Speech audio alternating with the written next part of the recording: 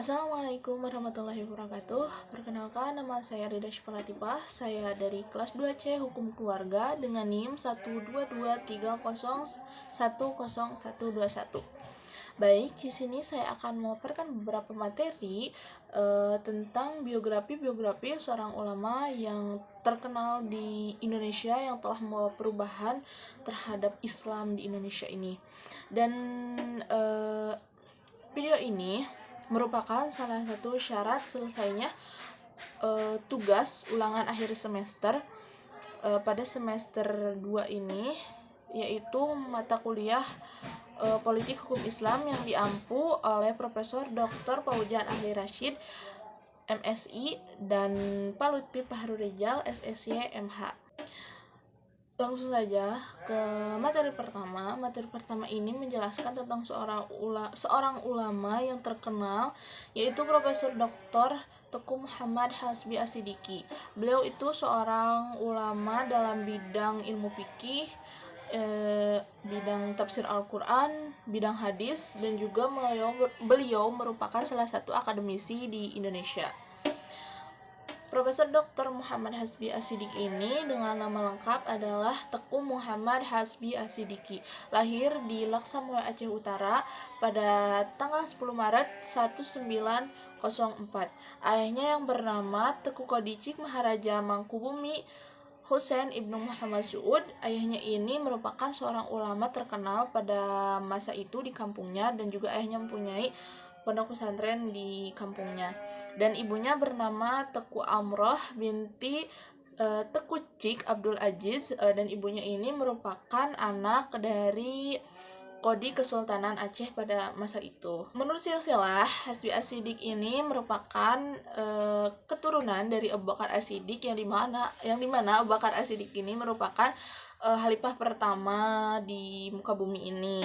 Dan juga Muhammad Hasbi As-Siddiqi ini merupakan generasi ke-37 Abu Bakar As-Siddiq yang meletakkan nama As-Siddiq ini di akhir namanya. Profesor Dr. Teku Muhammad Hasbi As-Siddiq ini awal mulanya ia mengenyam ilmu agama itu di pondok pesantren milik bapaknya. Kemudian ia menuntut ilmu di berbagai pondok pesantren dan pindah dari satu kota ke kota lainnya selama 20 tahun. Kemudian ia bertemu dengan seorang syekh berkebangsaan Arab yang bernama Syekh Muhammad Ibnu Salim Al-Kalali. Kemudian ia belajar bahasa Arab dengan seorang syekh tersebut. Kemudian pada tahun 1926 ia merantau ke Jawa Timur, tepatnya ke kota Surabaya. Kemudian di sana ia melanjutkan pendidikannya di salah satu madrasah yang bernama Madrasah Al-Irsyad yang didirikan oleh seorang ulama yang berasal dari Sudan, yaitu Syekh Ahmad Syarkati.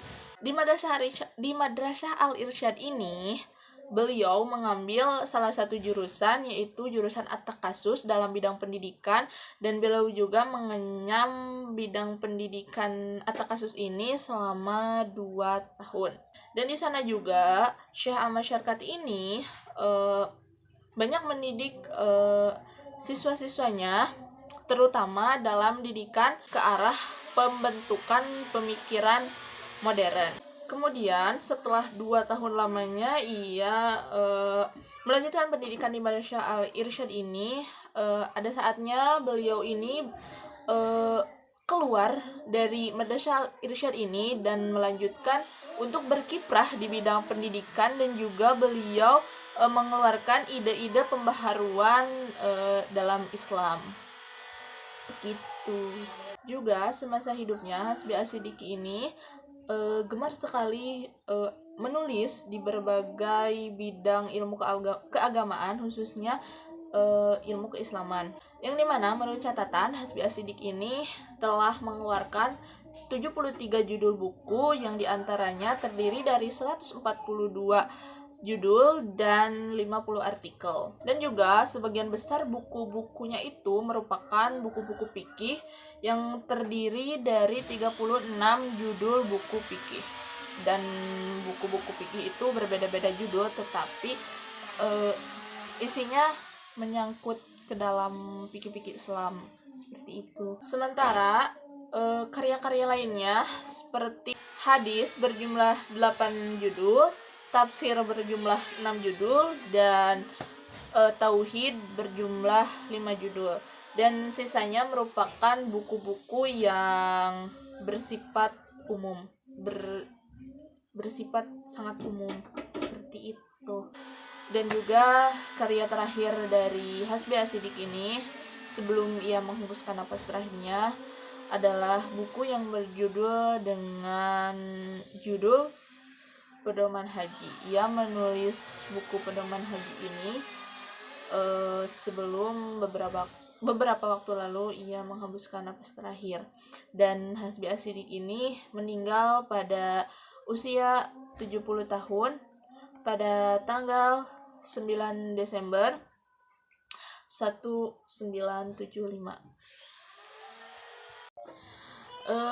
Materi yang kedua ini profil tentang seorang ulama Mesir yang bernama Profesor Dr. Yusuf Al-Qaradawi. Profesor Dr. Yusuf Al-Qaradawi ini merupakan seorang ulama Mesir yang tinggal di Doha, Qatar. Beliau juga merupakan Ketua Persatuan Ulama Islam Internasional. Yusuf Al-Qaradawi ini lahir pada tanggal 9 September 1926 di salah satu desa kecil yang bernama Saf Turab di delta Sungai Nil. Dan pada usia yang cukup belia, yaitu usia 10 tahun, beliau juga sudah bisa menghafalkan Al-Quran dan menamatkan pendidikannya di Ma'had Tanta dan Ma'had Tasnawi. Kemudian ia melanjutkan pendidikannya ke jenjang yang lebih tinggi, yaitu di Universitas Al-Azhar. Ia mengambil salah satu jurusan di Fakultas Usuluddin, dan kemudian ia lulus pada tahun 1952. Tapi gelar dokternya baru ia dapatkan pada tahun 1972 dengan disertasi yang berjudul Zakat dan Dampaknya dalam penanggulangan kemiskinan. Lalu disertasi ini disempurnakan judulnya yang berjudul Fikih Zakat. Kemudian dibuat sebuah buku yang dimana buku ini sangat-sangat komprehensif dalam menerangkan zakat dalam nuansa modern. Sebab keterlambatan Yusuf Al-Qaradawi ini dalam meraih gelar dokternya akibat kekejaman rejim yang berkuasa pada saat itu di Mesir, pada tahun 1961 Yusuf Al-Qaradawi ini berpindah atau pergi ke negara Qatar, dan di sana ia sempat juga mendirikan salah satu fakultas di Universitas Qatar, yaitu Fakultas Syariah.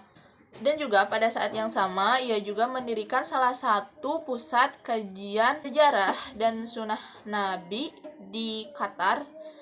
Kemudian setelah lama di Qatar, ia mendapatkan kewarganegaraan Qatar dan menjadikan Qatar sebagai tempat tinggalnya hingga wafatnya. Juga Al-Qaradawi terkenal dengan khutbah-khutbahnya yang sangat berani. Sempat pada waktu itu Al-Qaradawi sempat ditolak untuk menjadi khotib di salah satu masjid di daerah Jamatik dengan alasan bahwa khutbah-khutbahnya itu dinilai menciptakan opini umum dalam ketidakadilan rejim pada saat itu. Yusuf Al-Qaradawi memiliki 7 orang anak, diantaranya 4 anak perempuan dan 3 anak laki-laki. Sebagai ulama yang sangat terbuka, ia sangat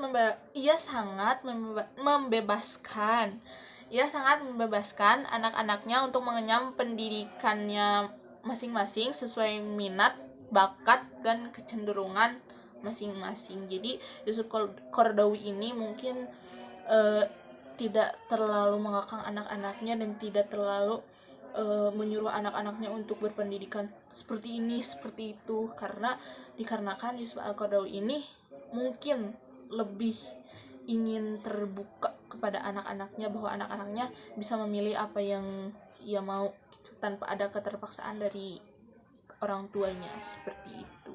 Nah, dan juga hebatnya Yusuf Al-Qaradawi ini dalam mendidik anaknya, ia tidak pernah membeda-bedakan pendidikan anak laki-laki dan anak perempuannya. Semisal anak perempuannya ini merupakan dokter dan anak laki-lakinya ini merupakan seorang guru.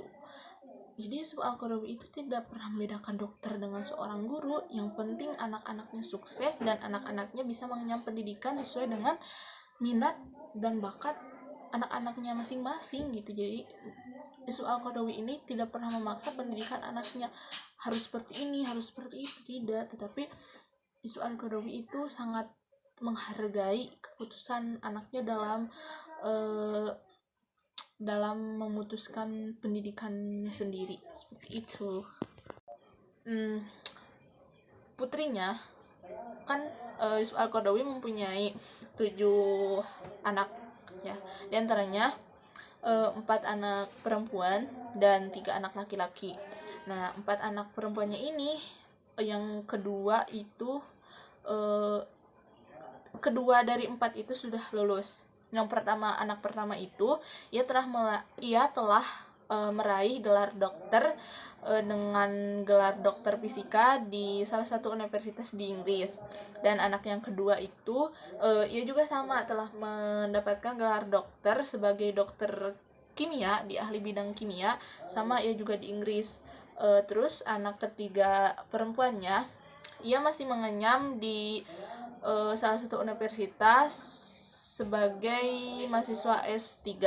Dan anak perempuan terakhirnya, ia sudah lulus S1 di salah satu universitas di Texas, Amerika. Wow, keren.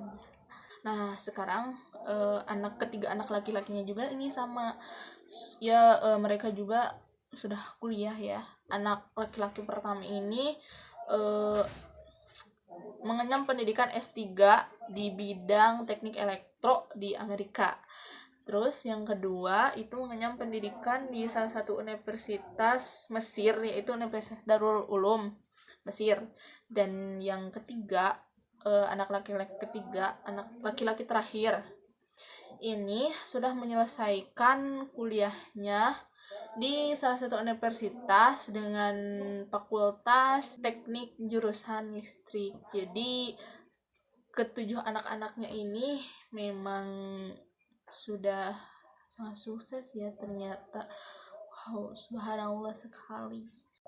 Nah, dilihat dari beragamnya pendidikan anak-anaknya, orang-orang dapat menilai sikap terhadap Yusuf Al-Qaradawi ini dalam mendidik anaknya. Hanya satu dari ketujuh anaknya yang mengemban ilmu dengan pendidikan agama di Universitas Islam, yaitu Universitas Darul Ulum Mesir. Dan ke-6 anak yang lainnya itu mengenyam pendidikan umum dan semuanya itu menempuh di luar negeri gitu. Oleh karena itu, Al-Qaradawi ini seorang ulama yang menolak pembagian ilmu secara dikotomis. Dan juga pemikiran Al-Qaradawi ini dapat dilihat di dalam pendidikan anak-anaknya, bahwa semua ilmu itu bisa Islam dan tidak Islam. Bagaimana orang lain mempergunakan dan memandang ilmu tersebut. Dan Al-Qaradawi ini telah menerbitkan lebih dari 120 buku, termasuk Halal dan Haram dalam Islam, Zakat al-Fiqh, dan Islam Peradaban Masa Depan. Dia juga telah menerima 8 penghargaan internasional atas kontribusinya dalam bidang keilmuan Islam. Dan juga beliau dianggap sebagai salah satu cendekiawan yang sangat berpengaruh di pada saat ini seperti itu. Jadi setelah banyaknya perjuangan yang sangat panjang, yang sangat berat, dalam kehidupan Yusuf Al-Qaradawi ini, ia menghembuskan napas terakhirnya pada usia 96 tahun pada tanggal 26 September 2022. Semoga amal ibadah Yusuf Al-Qaradawi ini diterima di sisi Allah, dan karya-karya Yusuf Al-Qaradawi ini akan selalu terkenang di masa depan dan masa saat ini. Dan kabar dukanya ini sangat ramai, dan juga kabar duka ini awalnya diumumkan di salah satu Twitter resmi milik beliau. Ini Twitternya ada di sini, pokoknya nanti ada di sini ya, seperti itu. Al-Fatihah untuk almarhum ulama yang berpengaruh saat ini, Profesor Dr. Yusuf Al-Qaradawi. Baik, langsung saja ke materi yang ketiga. Materi ketiga ini membahas biografi tentang Profesor Dr. Mr. Hajairin. Profesor Dr. Mr. Hajairin ini lahir pada tanggal 28 November 1906. Beliau merupakan seorang pakar hukum adat, dan juga beliau pernah menjabat sebagai Menteri Dalam Negeri dalam Kabinet Ali Sastra Amijojo I. Beliau juga lahir di lingkungan keluarga yang taat beragama dari pasangan Zakaria Bahri dan Aminah.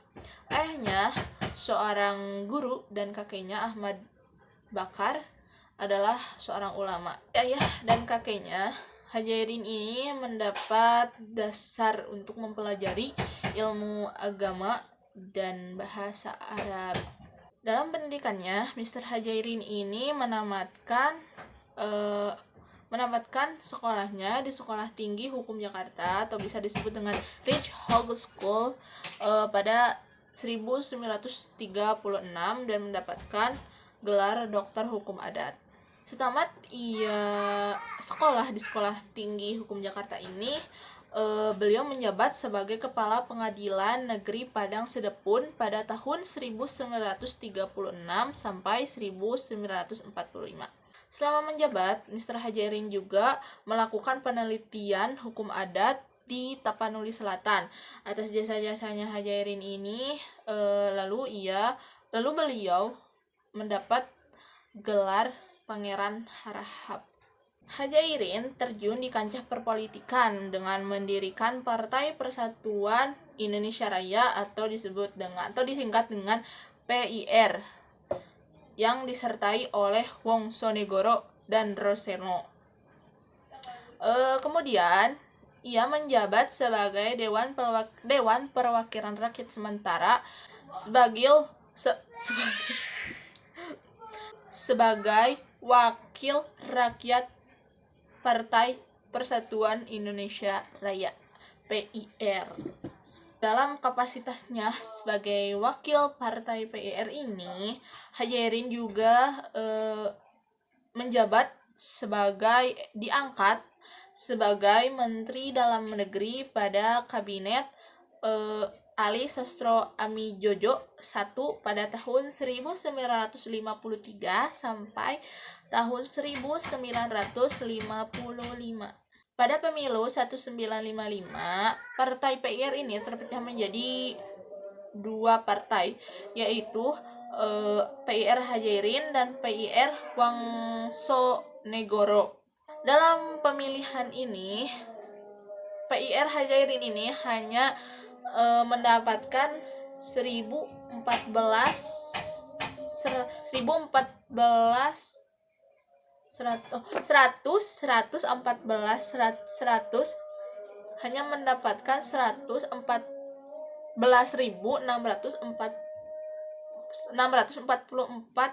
suara, dan itu juga setara dengan satu kursi saja. Lanjut, setelah ia terjun di bidang perpolitikan itu, lalu Hajairin ini menjadi seorang dosen di salah satu universitas ternama, yaitu Universitas Indonesia dengan dosen hukum adat dan hukum Islam, dan beliau juga merupakan guru besar di Universitas Islam Jakarta, Perguruan Tinggi Hukum Militer, dan Pendidikan Tinggi Ilmu Kepolisian. Kemudian pada tanggal 11 Desember 1975, Profesor Dr. Hajairin ini telah mengembuskan napas terakhirnya dan dimakamkan di TMP Kalibata Jakarta. Dan atas jasa-jasanya pada tahun 1999, pemerintah mengukuhkan bahwa Profesor Dr. Hajairin ini ditetapkan sebagai pahlawan nasional. Baik, selanjutnya adalah profil dari Muhammad Abduh. Muhammad Abduh ini lahir di Desa Bernama Desa Daltanil, dan sekarang ini sudah menjadi wilayah di salah satu kota Mesir. Beliau lahir pada tahun 1849. Beliau ini juga adalah seorang pemikir muslim dan juga seorang penggerak dari gerakan modernisme Islam.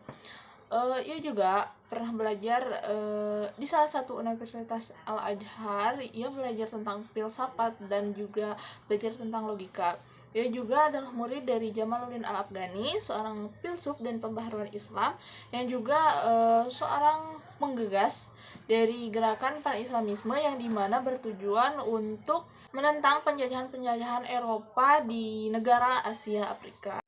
Muhammad Abduh ini pernah diasingkan dari Mesir selama 6 tahun sejak tahun 1882 karena keterlibatannya dalam pemberontakan Urabi di Libanon. Lalu Muhammad Abduh ini sempat sangat giat ya untuk mengembangkan pendidikan Islam pada tahun 1884. Kemudian ia pindah ke Paris, dan di Paris ia menerbitkan salah satu jurnal Islam yang berjudul The Piernes Bond.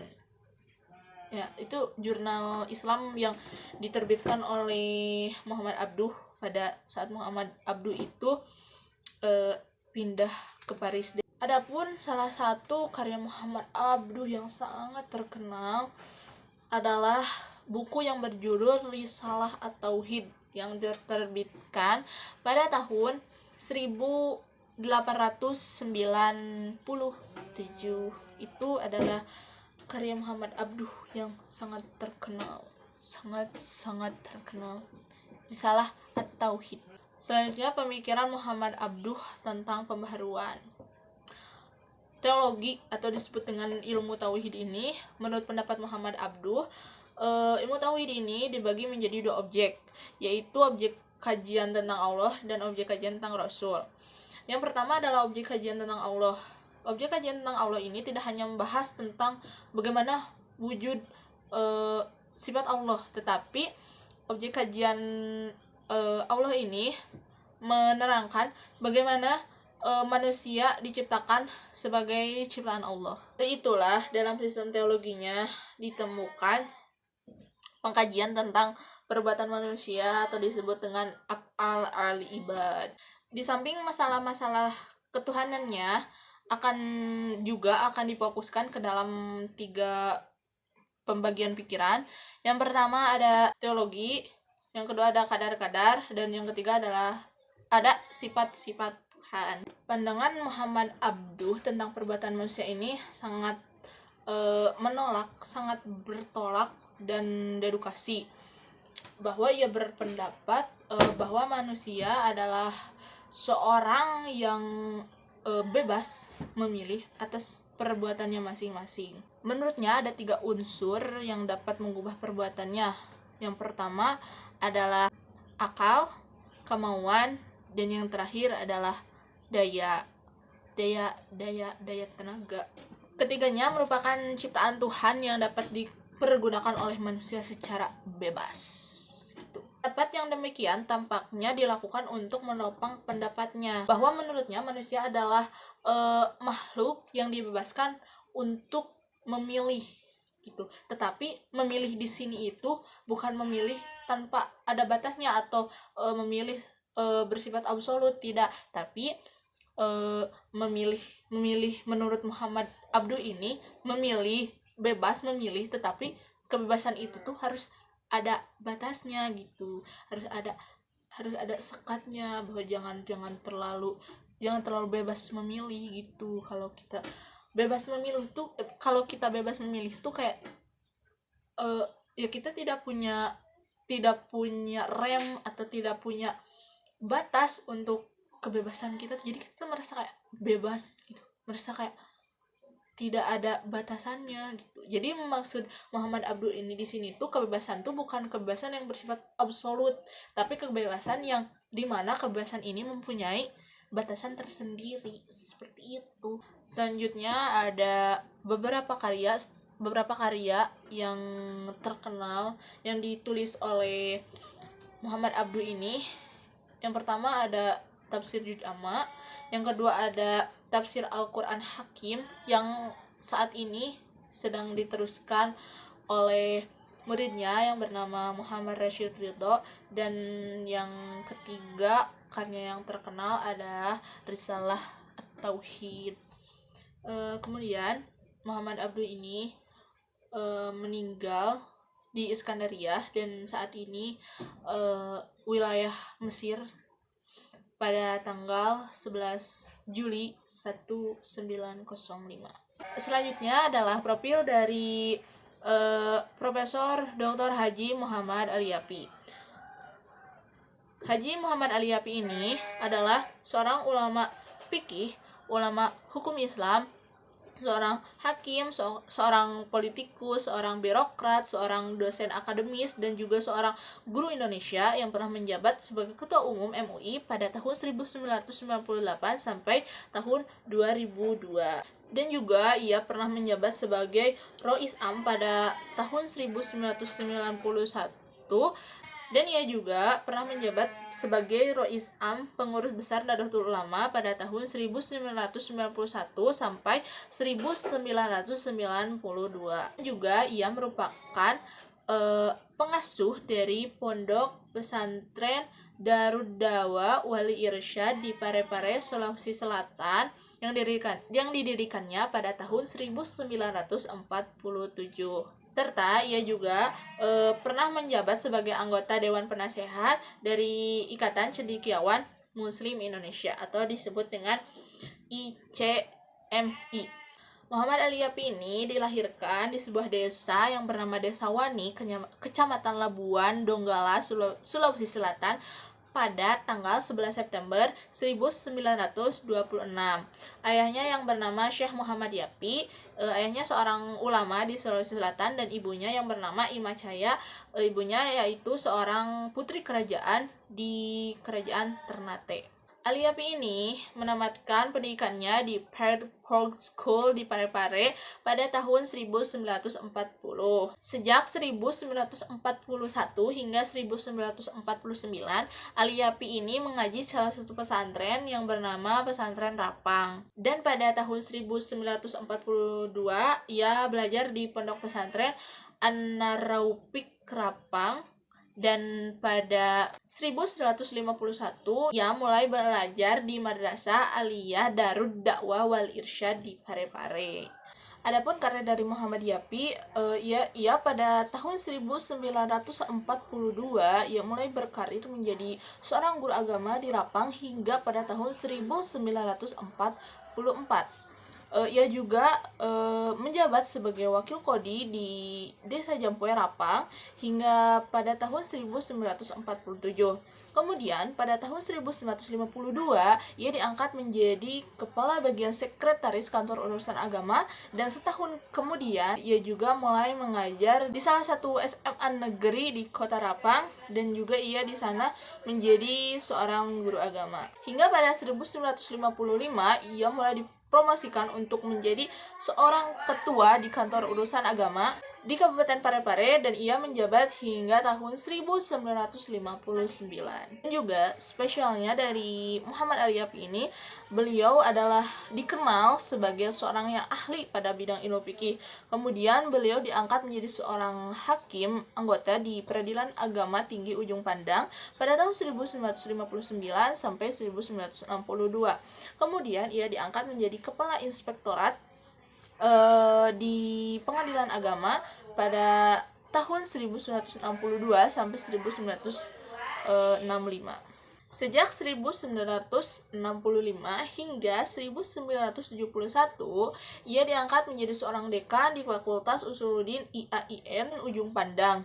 Dan ia juga aktif di Nahdlatul Ulama di tingkat provinsi. Ia mulai aktif lagi di tingkat provinsi itu pada tahun 1971, dan pada Muktamar Nahdlatul Ulama di Surabaya pada tahun 1971 ia terpilih menjadi seorang Rois Syuriah, dan pada tahun yang sama ia juga terpilih menjadi salah satu anggota Dewan Perwakilan Rakyat Republik Indonesia dari Lembaga Nahdlatul Ulama di salah satu pemilihan di Sulawesi Selatan. Kemudian ia tetap menjadi anggota Dewan Perwakilan Rakyat Republik Indonesia hingga 3 periode sampai pada tahun 1987. Dan ketika Ketua Umum Partai Persatuan Indonesia yaitu Jalil Naro tidak lagi mencatatkan namanya di dalam pencatatan nama calon, dan ketika itulah Muhammad Ali Yafi ini mulai sibuk mengajar di berbagai lembaga tinggi Islam di Jakarta, dan dia juga mulai aktif lagi di lembaga Majelis Ulama Indonesia atau bisa kita sebut adalah MUI. Dalam pernikahannya, Muhammad Ali Yafi ini menikah dengan seorang perempuan bernama Aisyah pada tahun 1945. Dari pernikahannya ini ia dikaruniai 4 orang anak, di antaranya 3 anak laki-laki dan 1 anak perempuan, dan istrinya ini telah meninggal dunia pada tahun 2020 pada tanggal 24 Januari. Dan juga Profesor Dr. Muhammad Ali Yafi ini telah meninggal dunia baru-baru ini di salah satu rumah sakit di Bintaro, Tangerang Selatan, yaitu di Rumah Sakit Premier pada tanggal 25 Februari tahun 2023.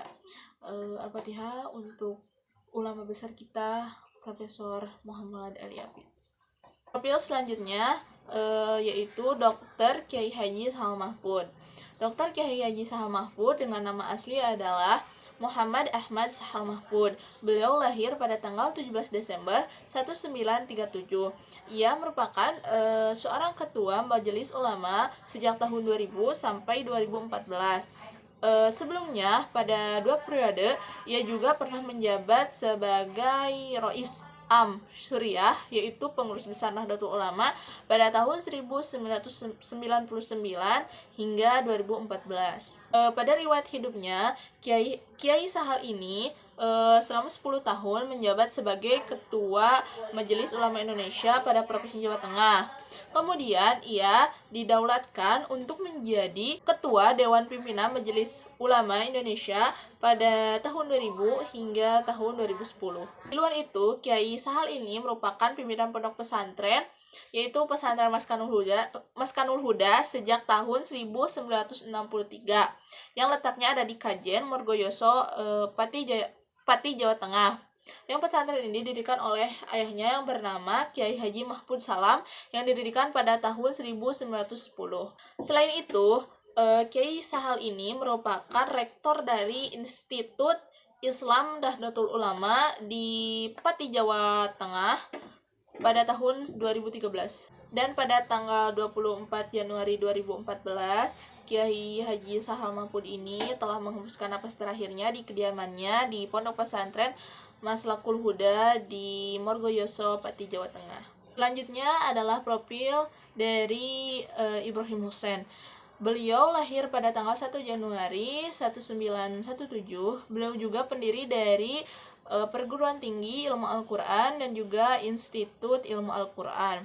Beliau merupakan anak ke-8 dari 12 bersaudara dari pasangan Kiai Haji Hussein dan Siti Jawiyah. Dalam ranah pendidikannya, ia pernah menimba ilmu sampai ke Universitas Al-Azhar Kairo pada tahun 1960. Dalam beberapa kampus, beliau juga pernah menduduki jabatan paling penting, yaitu menjadi rektor di salah satu perguruan tinggi Islam. Dalam beberapa kampus, beliau juga pernah menduduki jabatan yang paling penting, yaitu menjabat sebagai rektor di salah satu universitas Islam, yaitu IAIN Palembang pada tahun 1964 sampai 1966. Sebelumnya juga beliau menjadi seorang dosen terbang di Universitas Islam Sumatera, yang tepatnya ada di Sumatera Utara, yaitu di Medan pada tahun 1961. Dan juga dekan di Fakultas Syariah IAIN Palembang. Dan pada tahun 1979, ia diangkat menjadi seorang dekan di Fakultas Syariah di Universitas Islam Jakarta. Selain itu juga, beliau juga menjabat sebagai seorang guru besar di salah satu universitas IAIN Sumatera Utara, IAIN Riau, IAIN Palembang, IAIN Sunan Gunung Jati, Universitas Islam Sumatera Utara, dan juga yang terakhir di Unisba Bandung. Selanjutnya adalah profil dari Profesor Dr. Haji Munawir Sajali. Profesor Dr. Haji Munawir Sajali ini lahir pada tanggal 7 November tahun 1925. Beliau merupakan mantan Menteri Agama Republik Indonesia pada Kabinet Pembangunan 3 dan 4. Beliau dikenal karena beliau memiliki hubungan baik dengan Muhammad Hatta. Dan juga beliau dikenal sebagai sosok Menteri Agama yang dimana latar belakangnya ini lebih mencolok ke latar belakang diplomat ketimbang latar belakang yang terkait dengan agama. Juga beliau memiliki ketertarikan pada musik dan juga beliau mempunyai kemampuan dalam bercerita dan beretrotika. Baiklah, itu beberapa paparan materi dari saya mengenai tokoh-tokoh pembaruan Islam, ulama-ulama besar di Indonesia maupun di negara lain. Mungkin cukup sekian yang dapat saya sampaikan. Mohon maaf apabila banyak kesalahan kata dan kekurangan. Billahi taufiq wal hidayah. Wassalamualaikum warahmatullahi wabarakatuh.